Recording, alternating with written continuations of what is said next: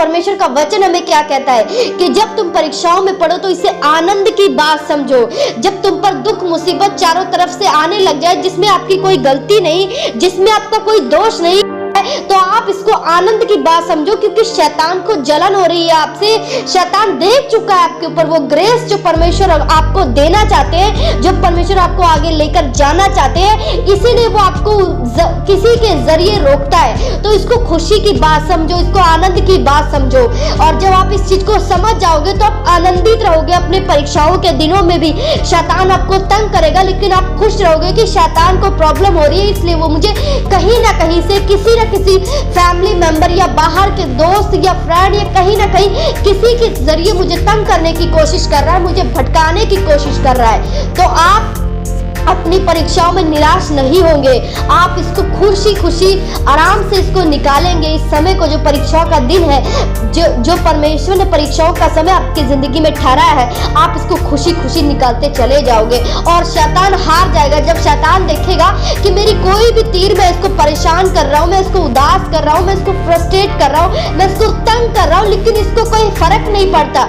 जब आपके ऊपर कोई फर्क नहीं पड़ेगा तो शैतान आपको छोड़ देगा, फिर वो आपको परेशान करना बंद कर देगा। जब तक आप उस चीज को रिएक्ट करोगे अपनी लाइफ में, किसी भी चीज को, जो भी सिचुएशन आपकी जिंदगी में चल रही है, जो भी परीक्षाएं चल रही है, या आप जानते हो किस सिचुएशन में शैतान आपको तंग कर रहा है, उस चीज का अगर इफेक्ट आपके दिल से निकल जाएगा तो शैतान भी वो चीजें करना बंद कर देगा आपकी जिंदगी में। इसीलिए जब तक आपको चीजें फील होती रहेंगी कि मुझे पेन हो रहा है, मुझे दर्द हो रहा है, मेरे साथ ऐसा हो रहा है, तब तक वो करता रहेगा, क्योंकि शैतान को पता है कि आपका वीक पॉइंट है। ऐसे करने से मैं आपको निराश भी कर सकता हूँ, ऐसे करने से मैं आपको रुला सकता हूँ, ऐसे करने से मैं फ्रस्ट्रेट कर सकता हूँ। जब उसको लगता है मेरा तीर चल रहा है, कामयाब हो रहा है, तो वो और फेंकता है ऐसी तीरें। इसीलिए बेस्ट यही होता है कि आप चीजों को इग्नोर कर दो, हर एक चीजों को खत्म करो। आपको फील नहीं होना चाहिए चीजें कि मेरे साथ ऐसा बिहेव क्यों किया जा रहा है, मुझे बुरा बोला जा रहा है, मुझे गालियां दी जा रही है, मैं बिल्कुल सही हूँ, मुझ पर दोष लगाया जा रहा है, ऐसे ऐसे काम जो मैंने नहीं किए वो भी लगाया जा रहा है। ये चीजें अगर आपको पेन देती है तो शैतान को ऐसा लगता है कि मैं ये चीजें करके उसकी लाइफ में उसको मैं परेशान कर सकता हूँ, मैं उसको उदास कर सकता हूँ, मैं उसकी शांति को चुरा सकता हूँ। क्योंकि शैतान आपकी शांति को चुराने आता है। जब आप प्रार्थना में रहते हो तो मसीह यीशु की शांति आपके दिल में राज्य करती है, तो उसी शांति के खिलाफ शैतान लड़ता है आपसे, और वही शांति आपसे छीनना चाहता है। वही शांति आपसे लेने के लिए आपको दुख, उदास, परेशान करता है। पर जब आप समझ जाओगे कि इसकी परेशानी देने से मेरी जिंदगी परेशान नहीं होगी, कोई मुझे कुछ बोलता है बोलने दो, कोई मेरा विरोध करता है करने दो, कोई मुझ पर दोष लगाता है लगाने दो। जब आप अपने माइंड सेटअप को ऐसा बना लोगे तो शैतान काम नहीं कर पाएगा। और अगर आपको चीजें फील होती रहेंगी कि मेरे साथ क्यों, आप बार बार परमेश्वर को भी परेशान करोगे, मेरे साथ क्यों, मेरे साथ क्यों, तो आप खुद फ्रस्ट्रेट रहोगे। इसलिए बेस्ट है कि आप अपनी चीजों को, उन चीजों को इग्नोर करना शुरू करो जो शैतान आपके लाइफ में कर रहा है, उसको इग्नोर कर दो। जब शैतान को लगेगा कि जो मैं इसके लाइफ में कर रहा हूँ इसको कोई भी इफेक्ट नहीं कर रही, मैं इसकी शांति को चुरा ही नहीं पा रहा हूँ, तो वो ये चीजें करना बंद कर देगा आपकी लाइफ में। इसीलिए आप, परमेश्वर का वचन हमें कहता है कि अपनी परीक्षाओं के दिनों में आनंदित रहो, क्योंकि परमेश्वर ने ठाना है कि आप राज्य करें, और वो राज्य करने के लिए शैतान रोकता है, और इसीलिए वो परीक्षाएं लेकर आता है आपकी लाइफ में। उसके पास कुछ ही समय होता है परीक्षाएं का, जो वो आपको परीक्षा में डाल सकता है। लेकिन जब आप अड़े और खड़े रहोगे परमेश्वर में, तो एक समय आएगा वो आपकी जिंदगी से चला जाएगा। उसके बाद परमेश्वर अपने वायदों को आपकी जिंदगी में पूरा करना शुरू करेगा। क्योंकि जब भी हम मसीह यीशु में आ जाते हैं तो परीक्षाएं हमारी होती ही होती हैं। हर एक व्यक्ति जो विश्वासी है, उस आग से उसको निकलना पड़ता है जो परमेश्वर ने ठहराई है। इस आग से हर एक व्यक्ति निकले। यीशु मसीह की एक टाइम परीक्षा होती रही है, एक समय तक वो परीक्षाओं में बिताते रहे हैं, एक समय वो भी उस आग से निकले जिसमें आज आप और हम लोग चल रहे हैं, या परीक्षाओं के दिन में हम भी जा रहे हैं। इस आग से हर एक विश्वासी निकलता ही निकलता है, क्योंकि अगर आप विश्वास से नहीं निकलोगे तो आपका विश्वास पक्का नहीं होगा।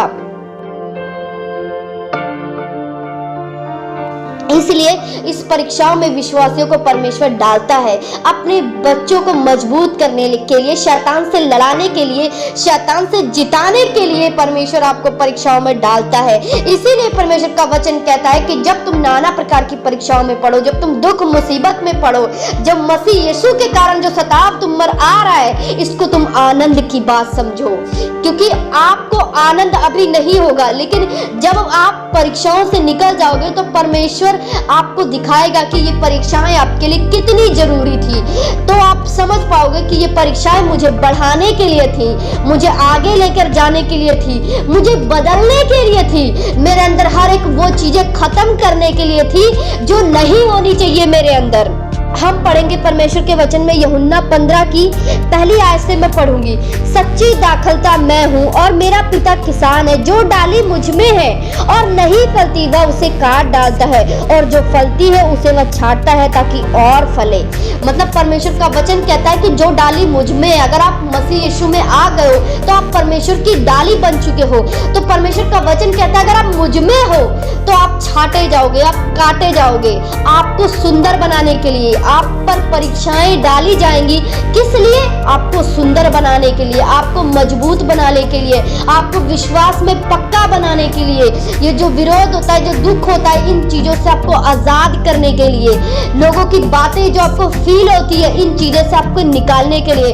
क्योंकि एक समय आता है जब लोग आपको बोलते हैं, परेशान करते हैं, दुख देते हैं, तो आपको वो फील होती है। और पर एक समय ऐसा भी आता है कि वही व्यक्ति आपको वही दुख दे रहे, वही मुसीबत दे रहे हैं, आपको फील होना बंद हो जाता है। परमेश्वर यही आपके अंदर करना चाहता है कि आपको फील होना बंद हो जाए।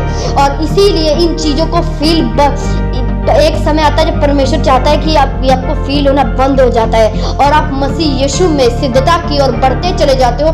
कोई भी ऐसी चीज नहीं है जो आपको रोक सके परमेश्वर में बढ़ने के लिए। इसीलिए ये सब चीजें आना बहुत जरूरी है आपके जीवन में। लोगों के द्वारा ठुकराए जाना, एक रिजेक्शन आपकी लाइफ में, ये सब आना बहुत जरूरी है आपकी लाइफ में। ये सब अगर नहीं है तो आप परमेश्वर के बेटे नहीं हो, क्योंकि परमेश्वर ने कहा जो मेरा बेटा होगा, जो मेरा डाली होगा, मैं उसे काटूंगा और मैं उसे ताड़ना भी दूंगा।